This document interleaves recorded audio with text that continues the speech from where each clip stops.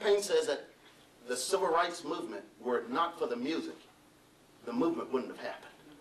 Many people, and this is really, and Payne's writing as a historian, Payne says that many people came to the meetings just to hear the music. They came to the meetings just to hear the music. And because they got so enraptured and caught up in the music, they further involved themselves in the movement. But it was the music. The other interesting he says is that the music operated, and these are Payne's words, the music operated as a kind of litany against fear. It kept the folk motivated, and he gives the example of a night in Georgia where they were all gathered. They were talking at the time, and the sheriff and some of the sheriff's deputies came in. And Payne said before the audience became fearful, someone broke out in This Little Light of Mine, and they started singing other songs. It not only kept them from being afraid, but it also reminded the sheriff and the deputies where they were, because the people were empowered. Can we bridge the traditional and the contemporary and still minister? And to that, I respond, yes, we can.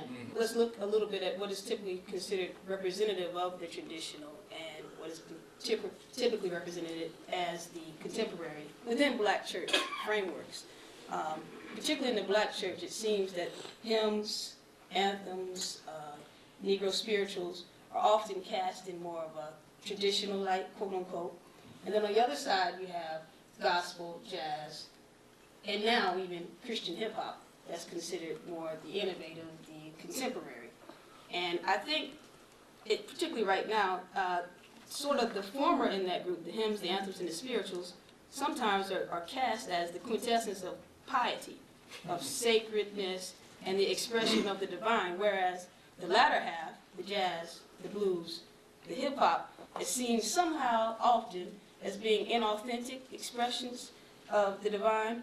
And I think perhaps this tension, and again, this is all my take on it, perhaps this is rooted somewhat in these two issues of origin and purity. Can we bridge the gap between the contemporary and the traditional?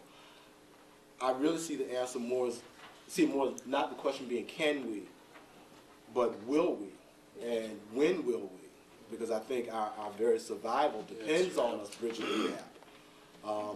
When I think about innovation, I think about, I think of a couple of things. I think of Paul's remark that we must learn to be all things to all people so that we can win a few, we can win some. And that kind of means to me that we have to learn to, as Pastor Walker said, we got to meet people where they are.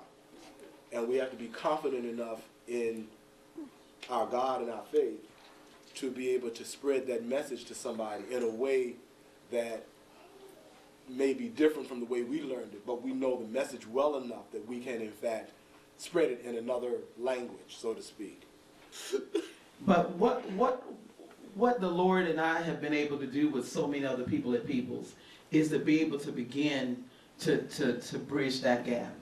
Because when I grew up, in my church, we couldn't rock from side to side. You know, the young people, you know, they rock and they clap. We couldn't do that. That was sacrilegious to do.